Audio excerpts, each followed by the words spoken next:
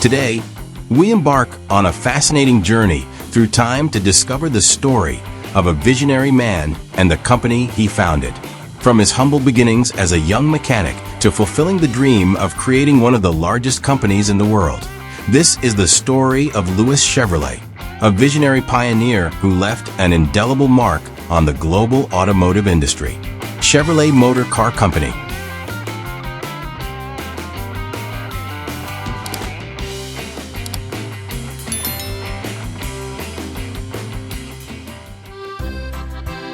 Louis Chevrolet was born on Christmas Day in 1878 in La Chaux-de-Fonds, the French-speaking part of Switzerland.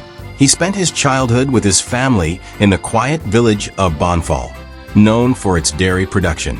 His father was a watchmaker, supporting the family with the meager income from his trade. As a large family, they struggled to make ends meet with the little they earned. When Louis was 9 years old, they moved to the city of Beaune in France, where his father opened a watch shop. However, the business did not thrive, forcing Louis to seek work at the early age of 11 to help support the family. Louis always showed a keen interest in discovering how the devices of his time worked, taking apart and reassembling the watches his father had discarded. Later, he found employment at the Roblin Bicycle Workshop, where he learned the basics of mechanics. At the same time, he enjoyed competing in prestigious bicycle races of the era. It was in these competitions that he discovered his talent for racing, winning numerous events and earning prizes that contributed to the family's livelihood.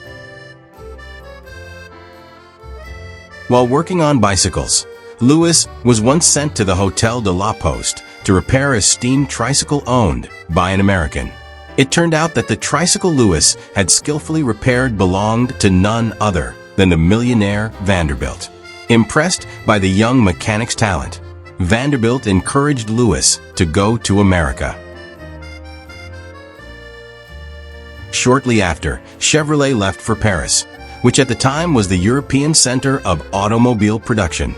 At the Derrick workshop, Louis learned the fundamentals of the internal combustion engine and many more mechanical details. With his earnings, he paid for his trip to Canada, where he found work as a chauffeur and mechanic for a few months. In 1901, Chevrolet embarked on a journey that would change his life forever. He emigrated to the United States, a country in the midst of an industrial and automotive boom. Chevrolet joined the American subsidiary of the famous de Dion. In 1902, this subsidiary shut down, leaving Chevrolet unemployed. What was clearly a setback in his career turned out to be a personal gain, as he later found work as a chauffeur for the Trevaux family. It was there that he met his future wife, Suzanne. Wedding bells rang in New York in July 1905, and the couple had 2 children. Charles, born in 1906, and Alfred in 1912.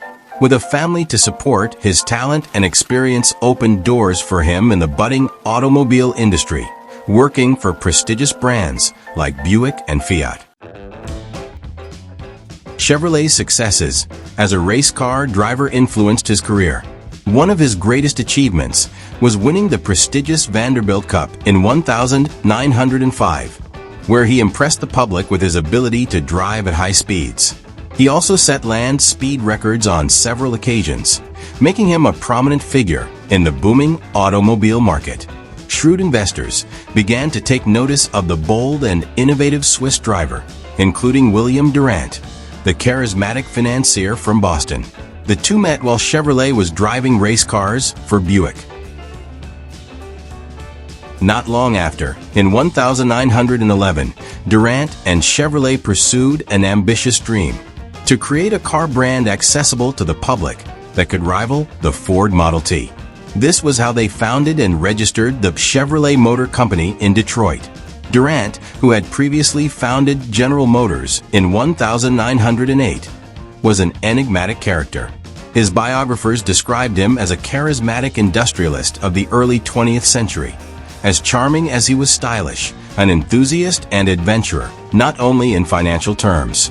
Durant knew how to leverage Louis Chevrolet's talent and knowledge, and he proposed that the new company bear Chevrolet's name.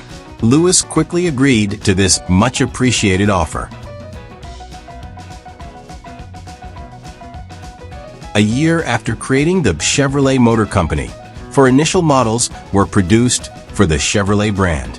One of these 4 models was the Classic 6, made in Detroit.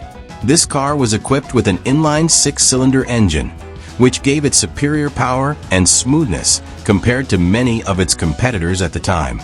It offered impressive power for its era, making it capable of reaching considerable speeds and handling varied terrains with ease. The design was elegant and refined, with clean lines and a classic appearance.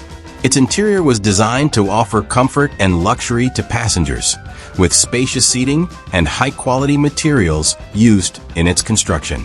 Although it was one of Chevrolet's earliest automobiles, the Classic 6 already showed signs of innovation, incorporating advanced features for its time and laying the foundation for future models of the brand. Another model built was the Chevrolet Baby Grand, equipped with a 4-cylinder engine. It featured a compact and stylish design, with classic lines that reflected the aesthetics of the time. Another of the fantastic early designs was the Chevrolet L-Lite 6, equipped with an inline 6-cylinder engine, which provided more power and performance compared to the Baby Grand. Also launched in 1914, the L-Lite 6 represented an evolution in Chevrolet's offerings, delivering a higher level of performance. It maintained a classic and elegant design, characteristic of vehicles of the era, with distinctive details that set it apart in the market. This model marked the beginning of Chevrolet's foray into producing vehicles with 6-cylinder engines, establishing a solid foundation for future developments. Another of Chevrolet's 4 initial launches was the Chevrolet Royal Mail. Designed primarily as a mail delivery vehicle, it was intended for efficient postal deliveries. Like the L-Lite 6, it was equipped with a 6-cylinder engine, providing the power needed for delivery tasks. It was designed with features that made it ideal for mail delivery, such as ample cargo space and a sturdy structure. The Royal Mail played an important role in providing efficient postal services, demonstrating the versatility of Chevrolet vehicles in various applications. The 4 cars bore Chevrolet's distinctive signature in both design and personality. The Swiss inventor likely helped design numerous other cars for the company, but sadly, he would part ways with William Durant in the years to come. In 1914, after the 2 founders, Durant and Chevrolet, had established their company and launched their first vehicles to the market, a disagreement arose. While Chevrolet was on vacation, Durant restructured the company to focus on producing more affordable cars that would compete with those made by Ford.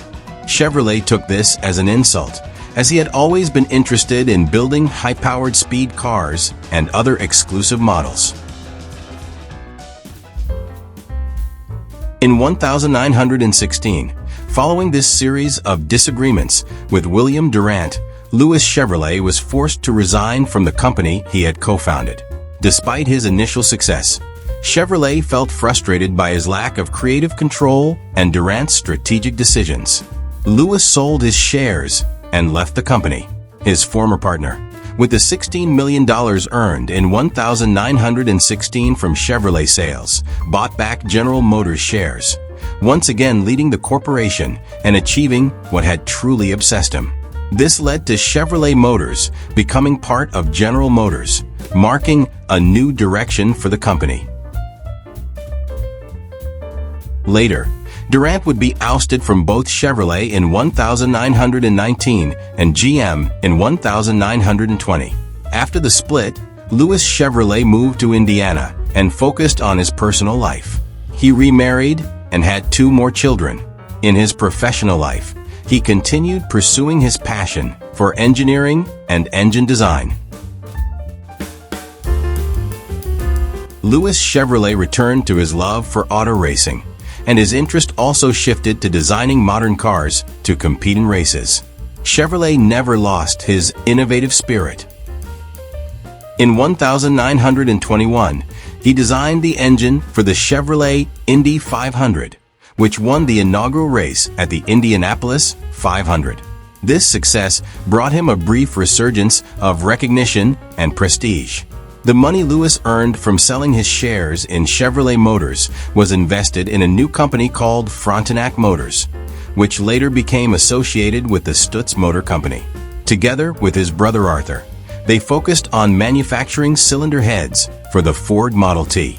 Later, amid a difficult economic climate, he mass-produced the first Frontenac, a masterpiece in American automobile manufacturing. However, for various reasons, Frontenac went bankrupt in the economic depression of 1922. In 1926, Louis and his brother Arthur created a new company, Chevrolet 333, which began developing a lightweight airplane engine. The company was liquidated after disputes between the two brothers, and from that point on, they focused on manufacturing aircraft engines. Without further delay, Louis founded Chevrolet Air Car in Indianapolis, but by 1927, they went bankrupt again due to the economic crisis. The Great Depression of 1930 forced him to take a job as a mechanic at Chevrolet in Detroit, but burdened by financial problems, his health deteriorated, compounded by several family tragedies. His last great contribution came in 1932, when he developed a 10-cylinder radial engine. Chevrolet applied for a patent for the engine, but by the time it was granted in 1935, he no longer had the strength to create another company. In 1941, Louis Chevrolet passed away at the age of 63 in Detroit. These events led to his death in absolute loneliness, poverty, and obscurity, caused by alcohol poisoning. Although his name and legacy are closely tied to the Chevrolet brand, Louis never regained the prominence or wealth he had during his early years in the automotive industry. However, his contributions to automotive design and engineering continue to be recognized and valued to this day.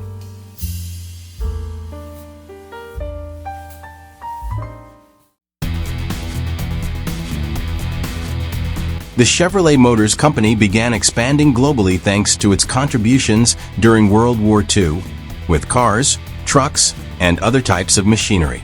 The post-war period brought an economic boom and renewed interest in powerful, sporty cars. Chevrolet responded to this demand with the launch of iconic muscle cars like the Camaro and Corvette, which became symbols of American culture. The brand adapted to the tastes and needs of different markets, solidifying its international presence. The new millennium brought significant changes to the automotive industry, with the arrival of hybrid and electric technologies and a greater focus on sustainability and safety. Chevrolet has responded to these challenges by adapting its products and developing new technologies.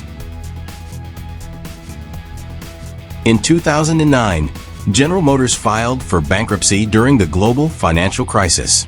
Chevrolet, as part of the group, was affected by this situation but managed to recover thanks to a restructuring plan and the introduction of successful new models. Today, Chevrolet is one of the most popular automotive brands in the world, with a presence in over 100 countries.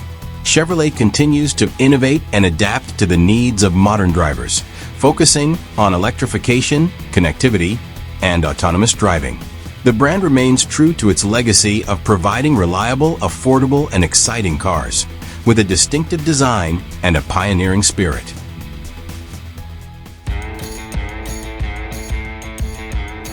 From his humble beginnings as a young mechanic to his prominent foray into the world of automotive competitions and his initial success with Chevrolet Motors, Louis Chevrolet's life after the separation from this company was marked by a series of failures and financial difficulties. His passion for engineering and engine design never waned, and he continued to work on new projects until the end of his life. The story of Louis Chevrolet is a reminder that success is not always linear and that even the most innovative pioneers can face challenges and setbacks. May his story inspire us to pursue our dreams with determination, to push boundaries, to never doubt our potential to affect change, and to learn from our mistakes.